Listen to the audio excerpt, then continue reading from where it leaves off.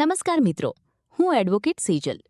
ઘણા લોકોને એવું લાગે છે કે કોર્ટમાં માત્ર એક જ પ્રકારના કેસ ચાલતા હોય છે, પરંતુ હકીકતમાં કોર્ટમાં અલગ અલગ પ્રકારના કેસ હોય છે અને દરેક કેસ માટે અલગ કાયદો અને કાર્યવાહી હોય છે. જેમ કે જમીન, મિલકત, પૈસા, ભાગ બટાવ અથવા કરાર સંબંધિત ઝઘડા માટે સિવિલ કેસ થાય છે, જ્યારે મારામારી, ચોરી, ધમકી, છેતરપિંડી અથવા હત્યા જેવા ગુનાઓ માટે ક્રિમિનલ કેસ ચાલે છે. પતિ પત્ની વચ્ચેના છૂટાછેડા, ભરણપોષણ અને સંતાન કસ્ટડી જેવા મામલાઓ ફેમિલી કોર્ટમાં આવે છે. જો કોઈ વ્યક્તિનો ચેક બાઉન્સ થાય તો ચેક બાઉન્સ કેસ થઈ શકે છે, અને જો ગ્રાહકને ખોટી વસ્તુ કે ખરાબ સેવા મળે તો કન્ઝ્યુમર કોર્ટમાં ફરિયાદ કરી શકાય છે. આજના સમયમાં ઓનલાઈન ફ્રોડ, હેકિંગ અને સોશિયલ મીડિયા દ્વારા થતી છેતરપિંડી માટે સાયબર ક્રાઇમ કેસ પણ ખૂબ વધી રહ્યા છે.